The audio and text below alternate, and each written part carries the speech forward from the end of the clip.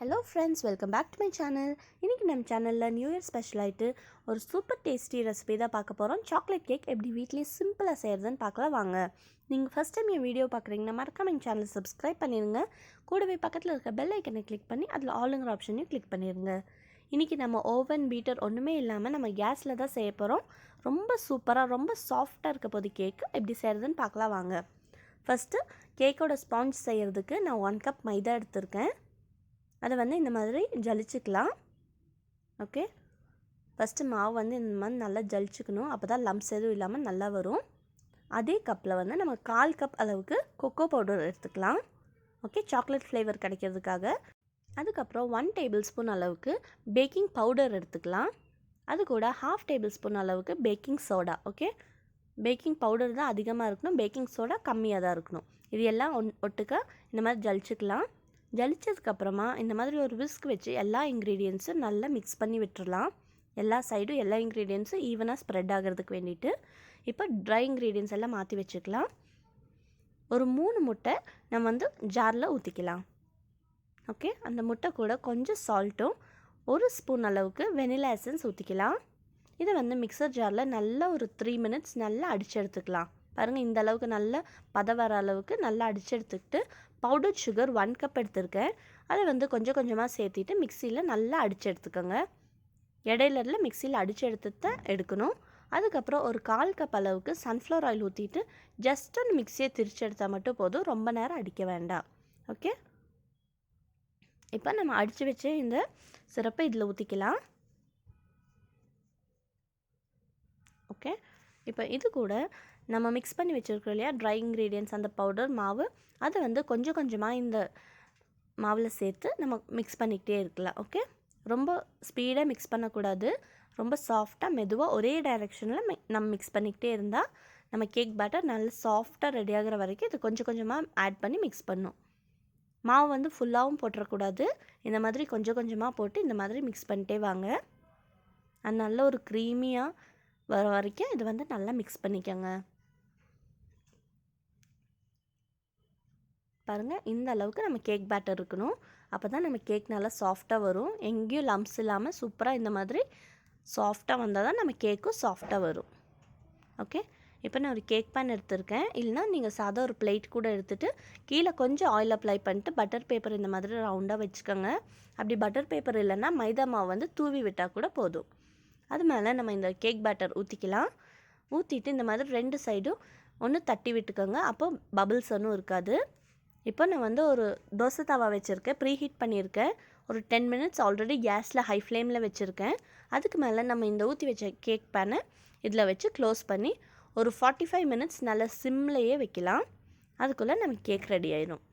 இப்போது cake ready ஆகிறதுக்குள்ளே நம்ம sugar syrup ready பண்ணிக்கலாம். அதுக்கு 1 கப் சுகர் எடுத்திருக்கேன். 1 கப் சுகருக்கு 1 1/2 கப் வாட்டர் ஊற்றிக்கலாம். இதை ஊற்றி நல்லா மிக்ஸ் பண்ணிக்கலாம். இப்போ இதை நல்லா கொதிச்சு வரட்டும். ஒரு 10 மினிட்ஸ் நல்லா கொதிக்கட்டும். இது வந்து நம்ம பாக்கி ஸ்வீட் ஐட்டம்ஸ் செய்கிற மாதிரி ஒரு கம்பி பதம் அந்த மாதிரி எல்லாம் தேவையில்லை. நல்ல ஒரு 10 மினிட்ஸ் நல்லா கொதிச்சு வந்தால் மட்டும் போதும். ஓகே, நல்லா இந்த சர்க்கரையெல்லாம் கரைஞ்சி நல்லா 10 மினிட்ஸ் கொதிச்சா மட்டும் போதும். பாருங்கள், இப்போ 45 மினிட்ஸ் ஆயிடுச்சு. நம்ம கேக்கெல்லாம் ரெடி ஆயிடுச்சு. இப்போ இதை வந்து நம்ம ஒரு டூத் பிக் வச்சு போக் பண்ணி பார்க்கலாம். பாருங்கள், மாவே இல்லை, எல்லா சைடுமே நல்லா வெந்திருக்கு. இப்போ நம்ம கேஸ் ஆஃப் பண்ணி இதை கூல் பண்ண வச்சுக்கலாம். கேக் நல்லா ஆறட்டும். ஓகே, கேக் நல்லா ஆறுனதுக்கப்புறம் நம்ம எடுத்தால் போதும். இப்போ கேக் நல்லா ஆறியாச்சு. இப்போ நான் ஒரு பிளேட்க்கு ட்ரான்ஸ்ஃபர் பண்ணிக்கிறேன். பாருங்கள், இந்த மாதிரி வச்சுட்டு இப்படி ஃப்ளிப் பண்ணிட்டிங்கன்னா கேக் சூப்பராக வந்துடும். பின்னால் இருக்கிற பட்டர் பேப்பர்லாம் நம்ம எடுத்துடலாம். பாருங்கள், எவ்வளோ சூப்பராக வந்திருக்கு நம்ம கேக். நல்லா சாஃப்டாகவும் இருக்குது, ரொம்ப சூப்பராக வந்திருக்கு. ஓகே, இப்போ நம்ம கேக்கு மேலே போடுற அந்த ஐசிங் க்ரீம் வந்து எப்படி செய்கிறதுன்னு பார்த்துக்கலாம். ஓகே, இதுக்கு நான் மில்கி மிஸ்ட் க்ரீம் வந்து 1 பேக்கெட் எடுத்திருக்கேன். அதை வந்து 4 to 5 hours முன்னாடி ஃப்ரீசரில் வச்சுட்டேன். அதை எடுத்துகிட்டு நம்ம இந்த மாதிரி ஜாரில் ஊற்றிக்கலாம். ஓகே, ஃப்ரீசரில் தான் வைக்கணும் க்ரீமு, அப்போ தான் நல்லா வரும். நல்லா 4 hours வச்சதுக்கப்புறம் இந்த மாதிரி ஜாரில் ஊற்றிக்கலாம். ஜாரையும் நம்ம ஒரு 1/2 an hour பக்கம் ஃப்ரீசரில் வச்சு எடுத்தால் ரொம்ப நல்லாயிருக்கும். அது கூட ஒரு 2 ஸ்பூன் அளவுக்கு பவுடர் சுகர் ஆட் பண்ணிட்டு மிக்சியில் இந்த மாதிரி நல்லா அடிச்செடுத்தால் நல்லா திக்கான க்ரீம் ரெடி ஆயிடும். ஓகே, உங்களுக்கு திக்னஸ் பத்தலைன்னா இன்னொரு வாட்டி நல்லா மிக்சியில் அடிச்சிடுங்க. ஒரு 5 minutes நல்லா அடிச்சிங்கனாலே அந்த க்ரீமினஸ் ரொம்ப திக்காக நல்லா வந்துடும். ஓகே, அதுக்கப்புறம் இப்போ வந்து நம்ம ஒரு நைஃப் எடுத்து, வீட்டிலே இருக்கிற சாதா நைஃபே உங்களுக்கு போதும், அதை எடுத்து நல்லா நடுவோடு இப்படி ரவுண்டாக கட் பண்ணிட்டு வாங்க. பாருங்கள், இந்த மாதிரி கட் பண்ணிக்கலாம். அப்போ நம்ம கேக் வந்து 2 லேயர் ஆயிடுச்சு. இப்போ ஒரு லேயரில் நம்ம வந்து சுகர் சிரப் ஆட் பண்ணிக்கலாம். பாருங்கள், நான் சுகர் சிரப் இந்த மாதிரி பாட்டிலில் ஊற்றி வச்சுருக்கேன். அப்போது ஈவனாக ஸ்ப்ரெட் ஆகும், அதுக்காக தான். அப்போது சுகர் சிரப் வந்து இந்த கேக்கில் இப்படி சுற்றி ஊற்றிக்கலாம். அதே மாதிரி இன்னொரு பீஸ் கேக்லேயும் இந்த மாதிரி ஃபுல்லாக எல்லா சைடும் ஸ்ப்ரெட் பண்ணி ஊற்றிக்கலாம். ஓகே, அதுக்கப்புறம் நம்ம க்ரீம் எடுத்துக்கலாம். இது வந்து ஃபஸ்ட் பீஸில் நல்லா அப்ளை பண்ணிக்கலாம். எல்லா சைடும் ஆகிற மாதிரி ஃபுல்லாக அப்ளை பண்ணி விட்டுக்கலாம். பாருங்கள், இப்போது எல்லா சைடுமே ரெடி ஆயிடுச்சு. இப்போ நம்ம இன்னொரு பீஸ் கேக்கும் எடுத்து இது மேலே வச்சுக்கலாம்.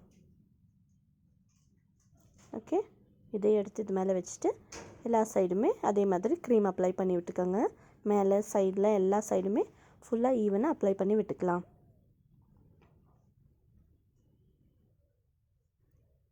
ஓகே, பாருங்கள், இந்த மாதிரி சூப்பராக எல்லா சைடுமே க்ரீம் அப்ளை பண்ணியாச்சு.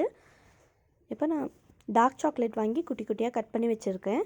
அதை வந்து மேலே நம்ம போட்டுக்கலாம். மேலே சைடில் எல்லாமே நம்ம போட்டுக்கலாம்.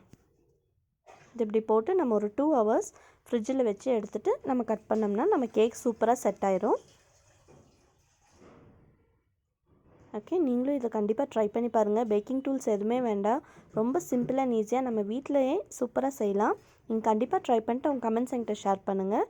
உங்களுக்கு எல்லாம் என் வீடியோ பிடிச்சிருந்ததுன்னா லைக் பண்ணுங்கள், ஷேர் பண்ணுங்கள். தேங்க்யூ ஃபார் வாட்சிங்.